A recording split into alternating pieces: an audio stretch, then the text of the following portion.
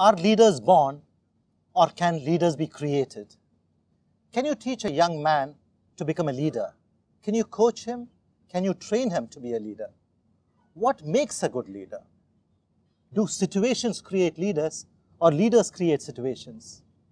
Most of you may have pondered about these things, but may not have found answers to it. Today on Youth Express, we discuss creating young leaders.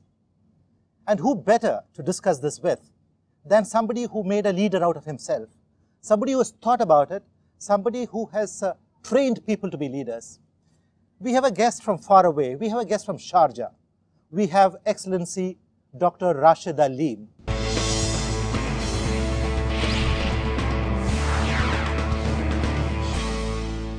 Rashid, welcome to Cochin. Thank you. You know, they say Cochin is the queen of the Arabian Sea.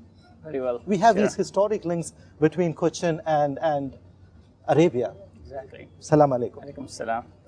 And we have three young guests today to discuss this. And our first young guest is Nuthan.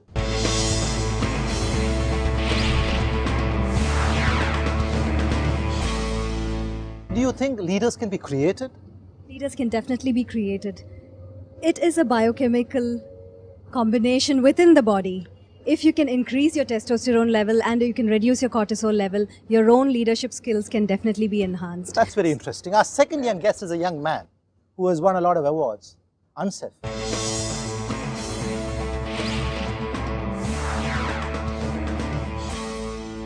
You know Dr. Alleem very well. Yeah, I know him. What do you think makes him a good leader?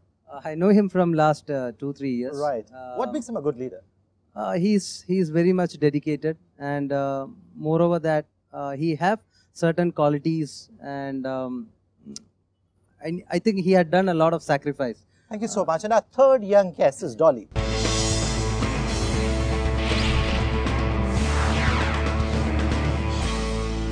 You think you can train me to be a leader? Yes, a leader can be trained. However, it is his self-deliberate efforts that makes him a leader. Deliberate efforts make a person a leader. Excellent. Who is a leader, Doctor? A leader is a person lives among us. A leader is a person lives with a direction. A leader is a person lives with burning desire inside him or her to make a difference in the globe. A leader is a person who has the human touch, moves him around, and that is the main quality, I would say. When you took over as Director General of the Hamadiya Free Zone, right, I believe there were just 78 ventures in it. Exactly. Today there are over 5,500 ventures. Right. You are a leader. How did you become this? Well, as I said earlier, leadership is a position about direction, a position about what's called the true north. To me, leadership is about the true vision. A lot of talk has been made about the true vision, but true vision to me consists of two things to make a real good leaders. First, you need to have your mind, because you need to strategize your thinking. You need to think forward. At the same time, you need to have your heart working together with the mind, and I call this the timeless principle each one of us has in his or her. So when you have the two things together, the mind and the heart, and they synergize, then you get really an extraordinary result. And this is what has been happening. So I have the mind where you think, and I have the heart where you have the principles of the timeless principles working together. Young people, you think anybody can become a leader? Are there some qualities you require to be a leader? Dolly? I think, like we always talk about, leaders are born or they are made. I think it's a mixture of both. There are some leaders who genetically acquire leadership qualities, from their predecessors.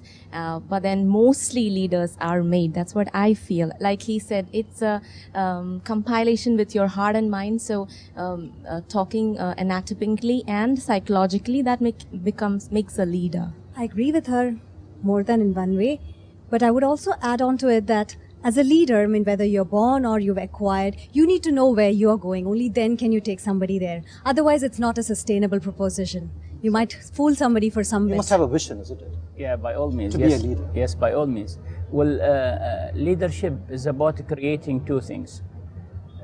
Leadership is about creating the mental vision which is called, or the mental creation, which we call it the vision, and the physical creation, which is called the vision.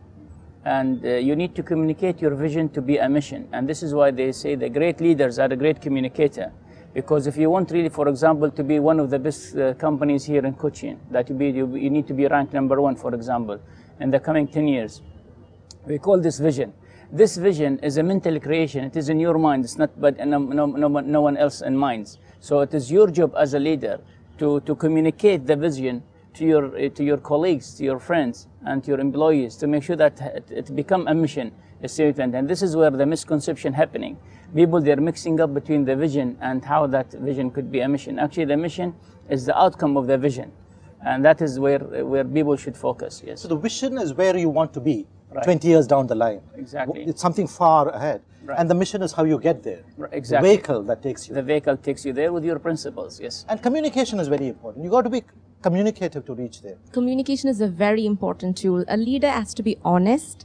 He has to communicate transparently. He'll have to make sure his followers get what he's walking onto. The vision is what makes a leader. So he'll have to be transparently following a vision. Ansaf, you agree to that? The followers should acknowledge the leader. That's more important, because there are many leaders, but how do you get the leaders to acknowledge you as a leader?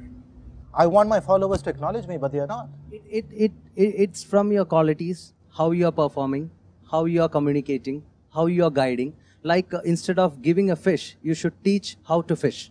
Right. Excellency. Right. How do you get your followers to follow you? Walk the talk. You know, people waiting for your actions. Okay. They want to see whatever you're talking, you're preaching, Right, you're doing. yes. So this is the first sign how people will really be attracted and live your vision or follow you as They a follower. believe you can change things. Exactly. I mean, you make a difference not only on yourself, but with them, with the society. So you not only have to talk, Right, but you have to be able to walk the talk. exactly, exactly. But then if you have to talk, Nutan, then how do shy people communicate? Can shy people become leaders? Because they can't talk, they are scared. A camera and shy they... person who has a vision but can delegate, can execute, can also become a leader. There is a concept called the first follower. If you can inspire one person, even though you are shy, to make that person, activated, then the followers would start. You would still be the leader. Maybe not the forefront, maybe a step back, but you're still the leader. Is that true? Yeah, I agree on that. Like if few people are sitting in a meeting, so it should be like that. If somebody comes and asks, who is the leader among this? Okay, it should be like that. Oh, I'll come to you. Right. You think you had a first follower, Rashid? Right. Who was your first follower? Or it was a group of followers? It did not be one person, it can be a group.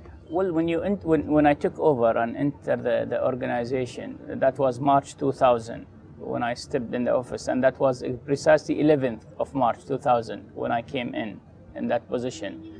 I felt so inspired personally, and I know that I'm going to be faced with a tough challenge because I'll be leading a group of 300 people at the same time at one go. So to convince them, you need to show them your qualities, your leadership qualities. And you need, again, as they say, it's not lip services, it's basically is an action which you do. So when I started first, inviting them in my office, and says, the top senior manager says, okay, listen, I'm not going to influence you with my style or my leadership, but what I'm here, I'm a person like you coming for this position for the first time, so I cannot do it alone. I need your support. And this is the best thing you can tell the people. People think that, leadership is a position, someone who sits in the big office in that corner and difficult to come through or even to penetrate. Right, the firewall which he has sometimes. So when they felt, no, this is a person who speaks a very common language, very peaceful, and he's inviting them to come to join him on the leadership role, then my position was much easier. Yeah, one thing I would like to emphasize on, as he said, when he requests them to support him, one thing that he portrays being a leader is humbleness. Humility. It's a very Yes, very much. Is that an important factor for a leader? By all means, yes. Is this humility a projected humility, or No. do you really have to be humble? You have to, really. Otherwise they'll catch on. Yeah, one day you'll be caught. You can't Yeah. fake humility Yeah. for a Yeah. longer time. Yeah. tell And when me. we talk about the communicators being leaders being communicators, it's not all about talking. It's about walking the talk, like he said. Humility is something that's very important, and if you look at it as a person, if a person is humble, has the human touch, we say that they have high on oxytocin. Okay, so things that project oxytocin, and we are animals in one level. Okay, we respond to that. So even if that person doesn't speak anything, just because that person is producing a lot of oxytocin, we go ahead along with those person. These are the people who can, create a team.